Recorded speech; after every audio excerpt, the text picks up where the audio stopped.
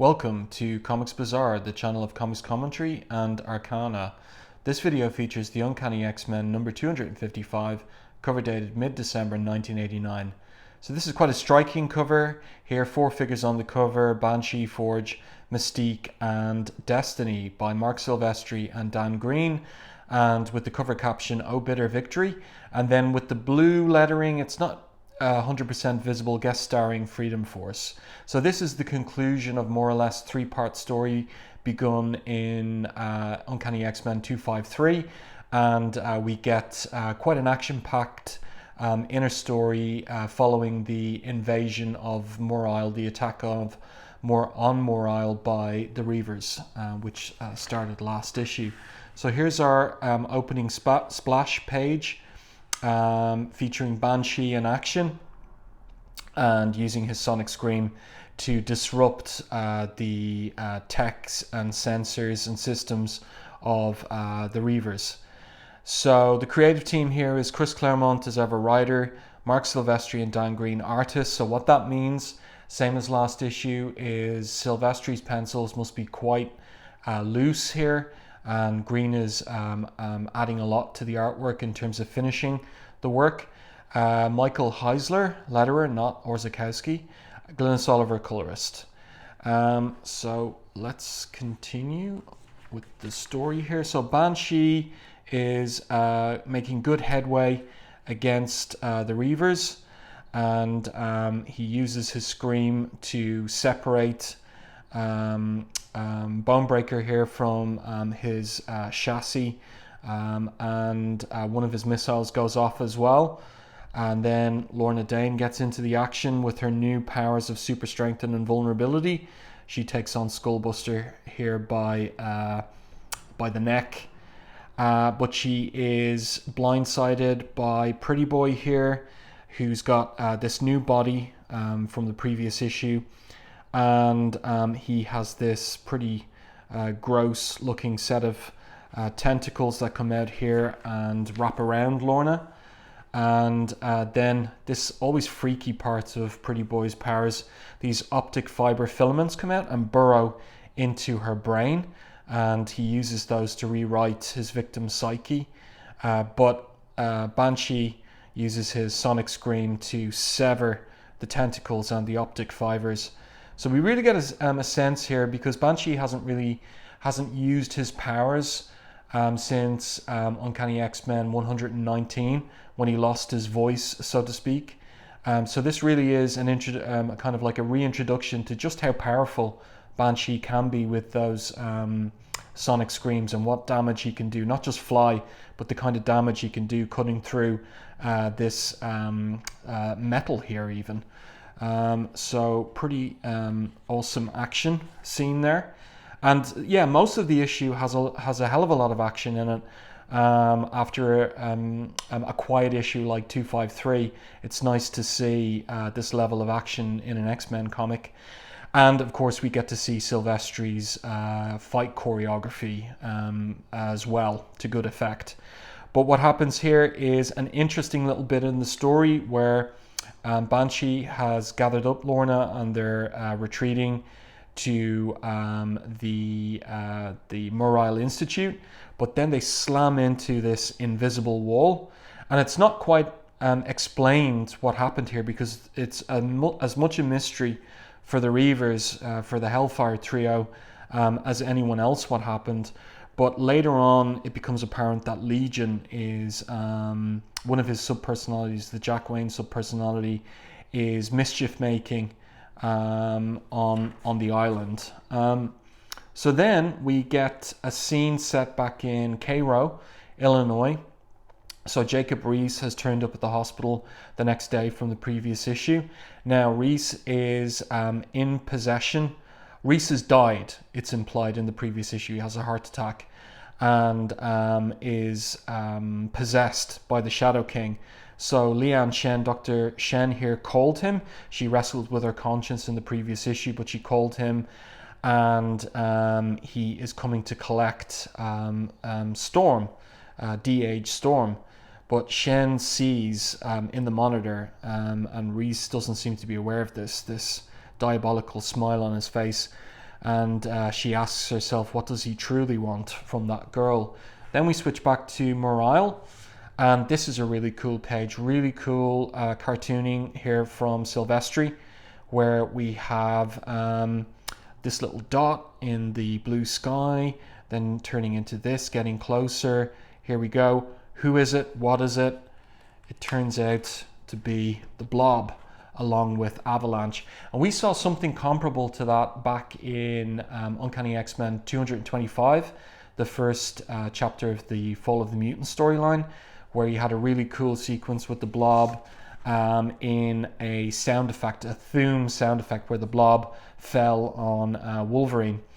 But I really like this. This is really, it's simple, super effective, really, really cool. And sudden as well, the arrival of Freedom Force, because they've been traveling via jet to the island since the end of the previous issue. So this is seems to be a vertical takeoff and landing jet. So Blob and Avalanche have been dropped on the island, and they go to work on the Reavers. And then aboard the ship, we have Mystique, who is instructing the pilots what to do next.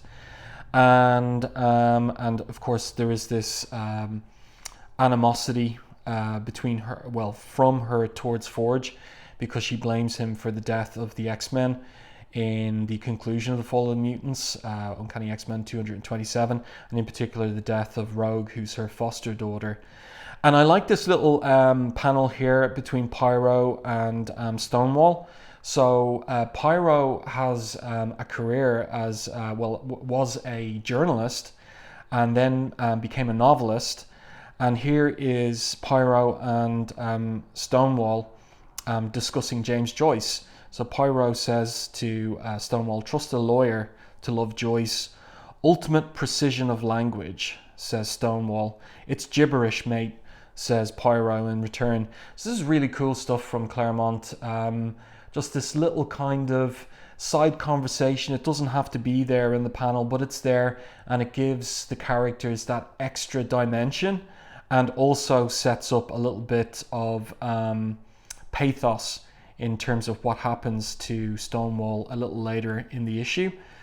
And then of course there's this scene between Mystique and Irene, that is Destiny, where Destiny is saying to Mystique, some things, Mystique, are written, rail all you wish, if such will make you feel better, but you can no more alter the pattern of destiny than stop the sun from rising. And Mystique responds, taking your codename to heart, old friend, there are moments when it's no fun being with someone who can see the future. You should try being that person, says Destiny. Irene, what's wrong? You've been on edge for days, more so than ever I've seen. Is there some danger? And there is indeed danger. And what happens here as the vertical takeoff and landing jet is in a holding pattern, Lady Deathstrike leaps off the side of a cliff onto the nose of the plane, and using her adamantium claws attacks and kills the pilots. So then the plane loses control and crashes into the ground. So this is a pretty cool action page here, and great storytelling from Silvestri. And then the scene switches to an island in the South China Sea, and we have the first appearance in the X-Books, in comics, of Matsuo Tsurayaba, who is revealed to be a Japanese crime lord and a member of the Hand. And he's arrived because he's gotten news that the Hand has a prisoner, someone who's washed ashore, and who is, as this Hand member says, invisible to electronic systems, amnesiac, and telepathically immune, right? And so that she is a telepath, or must be a telepath. And who is it? It's Betsy Braddock, whom Tsurayaba recognizes as Psylocke of the X-Men. And this is the first time that we've seen Psylocke since Uncanny X-Men 251, when Wolverine saw in a dream vision how she telepathically prompted the remaining X-Men to go through the Siege Perilous. So this is where she's washed up in the South China Sea, amnesiac. and that story is going to be picked up in the next 3 issues. So back to Muir Isle. I like the 6-panel page, and Forge rescuing Mystique from the burning wreck, and she's more concerned for Destiny's safety, but and she scratches Forge's face there as well. But here it seems that Stonewall has Destiny, and Pyro uses his powers to control the flames. So a nice little sequence there. Then Mystique gives Forge a dig in the shoulder and instructs him to bring Destiny to the institution, the Muir Isle Institute, and to protect her. Then Pyro attacks the Reavers. Avalanche uses his power here as well, but Lady Deathstrike guts him here in this panel. Quite a violent panel, shocking the Blob. And then this is a really bizarre bit where one of the Hellfire Reavers uses a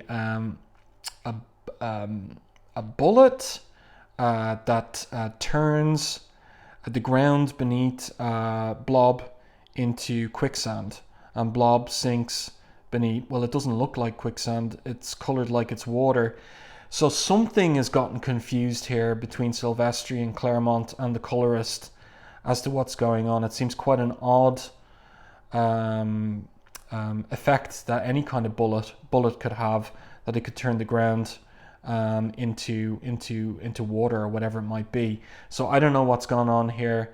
It's a little confusing, but it takes but whatever happens, Blob is taken out of the fight. And then back at the Institute, Destiny tells Forge to leave her and to go out and look after Mystique. And she also tells Forge, "Love her, Forge, as I have, with all your heart. She deserves no less." And he replies, "My heart's spoken for, old woman." And that, of course, is his love for Storm. And she replies, "Thus speaks one aware solely of the present, who perhaps forgets that for all their passionate glory, it is the nature of storms ever to pass." And he is baffled by that statement. But of course, the reader gets the double meaning. And then Destiny knows from the previous issue, from her precognitive dream vision, that she's destined to die. And the one to do it is Legion. And as she says to him, "Were you perhaps expecting to find 2 of us here to serve your pleasure, silly boy?" So this is Irene sacrificing herself to save Mystique. And then we have apparently Deathstrike joining up with the Hellfire trio, but it isn't Deathstrike. It turns out to be Mystique, using her powers, of course. And she hits the Hellfire trio, but then Donald Pierce comes in from behind and grabs her by the neck. And then she has a psychic flash of Irene's death at the hands of Legion, but she doesn't pick up on that part. And then what happens is Stonewall takes out Pierce, and Pyro attempts to use his flame powers, but Legion intervenes on the side of the Reavers. And then Donald Pierce apparently kills Stonewall, or so it seems here, and that's what Pyro believes. So the tide of battle turns against Mystique and Pyro, and then there's an interesting little bit here between them as they get ready, as they expect to die. I'll never know if my new book's a bestseller. He says to her, "I'm sorry I brought you to this, Pyro," says Mystique. "Breaks are the game, love. Knew that when I signed on. Worse ways to go than with friends." So actually quite a touching moment as well. That's what you get with Claremont's characterization of these not exactly major players, but he gives them life, he gives them character, he works with their backstories to make the reader care for them at these moments of dire expectation as regards what might happen, and then you get this twist where Skullbuster here is destroyed. Looks pretty bad, looks like he's dead, and it turns out it's Forge. So Forge says here, Bangbuster, you're dead. Who's next with this mega rifle he's put together?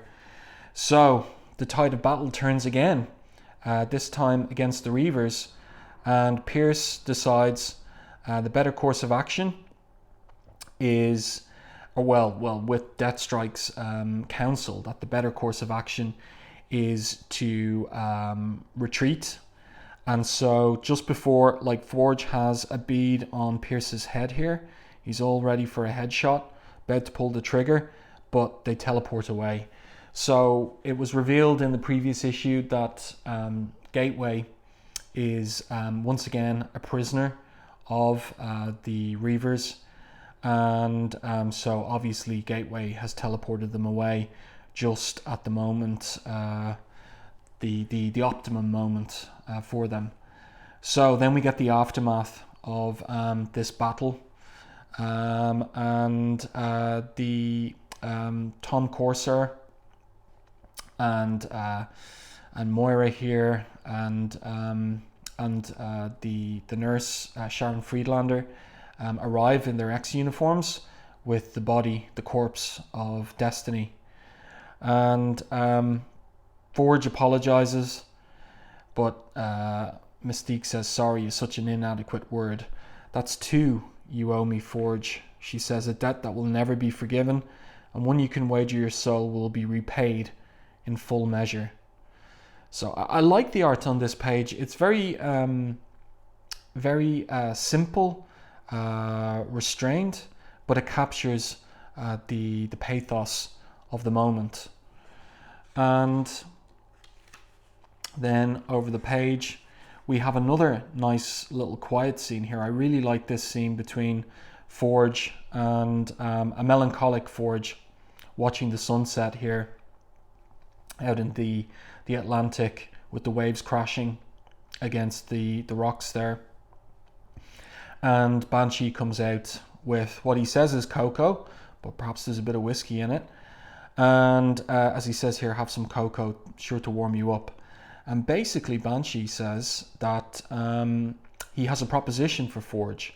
You a travelling man, Forge? He asks him. And Forge responds, say what? Lorna says the X-Men are alive. I mean to find them. Wouldn't mind having somebody along to watch me back. Considering all that's gone down, you sure I'm your man? Forge asks him. Wouldn't be asking otherwise, then count me in, Banshee, all the way. I like this scene. This is nice between the two guys, and it's going to feature in terms of upcoming issues, their search for the X-Men. And of course Forge is of the belief that Storm, at least, is still alive out there somewhere and needs his help.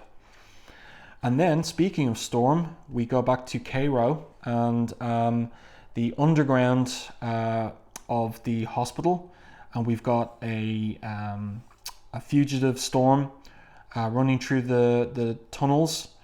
And here, interesting in her thought pattern, she's confused.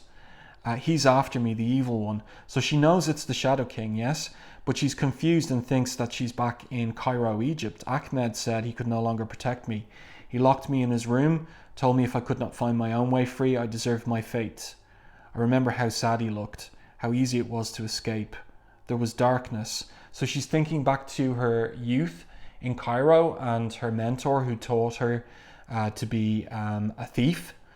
And here's this weird little editorial note by Bob Harris, translated from the Egyptian. Well, Egyptian isn't a language. There's an Egyptian dialect of Arabic. So Storm does speak Arabic. So should it be here Egyptian Arabic? But Egyptian, properly speaking, is a dead language and the language of the pharaohs in ancient Egypt, yes? So anyway, she's pursued by, it turns out, the possessed Jacob Rees. Oh yeah, and one other note on this page is this really is a page where Silvestri's pencils must have been very loose. this hardly looks like a Silvestri drawing at all down here in the bottom panel. So very much a page probably where Dan Green was doing the majority of the work here in terms of finishing the art. And then our final page here, we have, it's pretty horrific what happens to this other doctor, where he is basically, his flesh is melted off his face by the Shadow King, and then he turns to Dr. Liane Shen and tells her as Storm listens, Storm will at long last be mine forever. Sorry, he goes, it's only a matter of time. And then, my dear Dr. Shen, just as you are now, Storm will at long last be mine forever. And he's going to pin what happened to this other doctor on Storm, that she'll be wanted for murder. And again, look at this drawing here, this evil, demonic looking face of the possessed, dead FBI agent. So I hope that you enjoyed this review and commentary on Uncanny X-Men 255. If you did enjoy the video, please like it, and if you haven't done so already, subscribe to the channel and stay tuned for more content like this.